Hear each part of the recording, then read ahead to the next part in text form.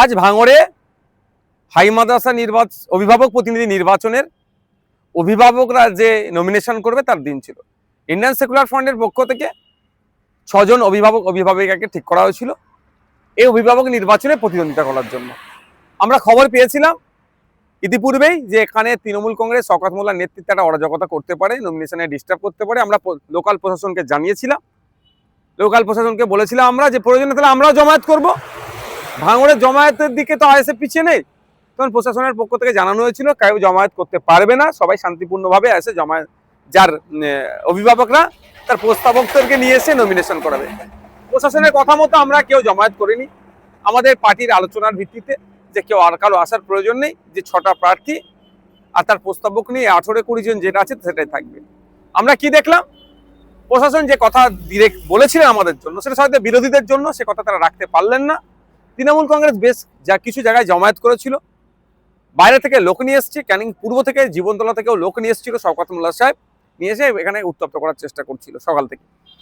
আমাদের যখন যারা অভিভাবকরা তাদের আপনার প্রার্থী প্রস্তাবকদেরকে নিয়ে থানার ওখানে পৌঁছাই, মানে একটা পয়েন্ট করা ছিল, ওখান থেকে আমরা একসাথে গিয়ে আমাদের মাদ্রাসায় গিয়ে নমিনেশন দেবে।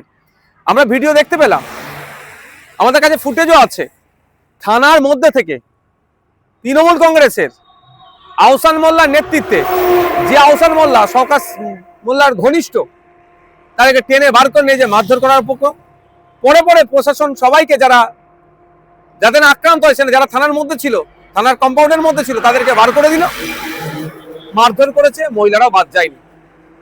প্রশাসন বললেন যে কাউকে জামায়াত করতে দেব না, নিশ্চিন্তে থাকো।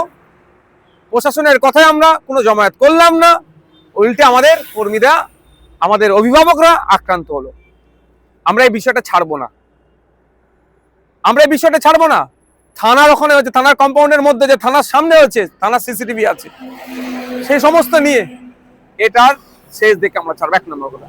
2 নম্বর কথা হচ্ছে, শওকত সাহেব গণতন্ত্রের কথা বলে, শওকত সাহেব বাংলার কথা বলে, অনেক গল্প শোনায়, বিনা একটা সামান্য মাদ্রাসা নির্বাচন, ভাঙড়ে নাকি আইএসএফ শেষ হয়ে গেছে, ভাঙড়ে নাকি আইএসএফ নাই, তাহলে একটা শওকত সাহেবরা তো পারতো, সুযোগ ছিল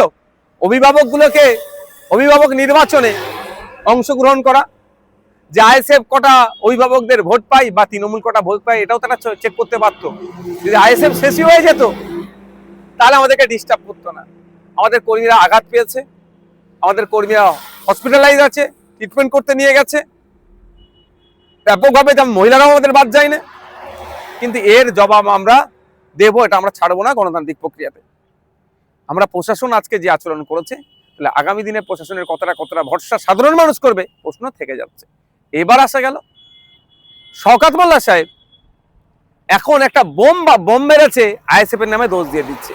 আমরা ভুলে যাচ্ছি না, 1 মাস অতিবাহিত হয়নি, রাজ্জাক খাকে যখন খুন করেছিল, সে স্পটে দাঁড়িয়ে শওকত সাহেবকে বলেছিল আইএসএফ এর কাজ, নওশাদ সিদ্দিকীদের কাজ।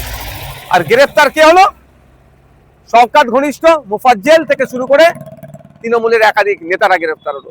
এক্ষেত্রেও পুলিশ যদি সঠিক তদন্ত করে কারা বোমাবাজি করেছে, কারা ভাঙড়কে উত্তপ্ত করার চেষ্টা করছে, তাহলে দেখা যাবে শওকত সাহেবের ঘনিষ্ঠ লোক অ্যারেস্ট হচ্ছে, গ্রেফতার হচ্ছে বোমাবাজির কারণে। শওকত সাহেব দ্বারা যখন গণতন্ত্র আক্রান্ত বিপন্ন, সেই সময় শওকত সাহেব দেখছেন একটা বোমাবাজি করিয়ে দিয়ে আইএসএফ এর নামে দোষটা চাপিয়ে দেবো। বাংলার মানুষও বুঝতে পারছে, ভাঙড়ের মানুষও বুঝতে পারছে ভাঙড়ে কে অশান্তি করছে এবং নটোরিয়াস ক্রিমিনাল সার্টিফিকেট কার আছে আর কে বোমবাদী, এই সার্টিফিকেট মমতা ব্যানার্জি দিয়েছে। তবে এই নোংরামি, এই অরাজকতা, এই অগণতান্ত্রিক পরিবেশ বেশি দিন আর নয়। এটা শুধু ভাঙড় থেকে নয়, বাংলা থেকে আমরা নির্মূল করব।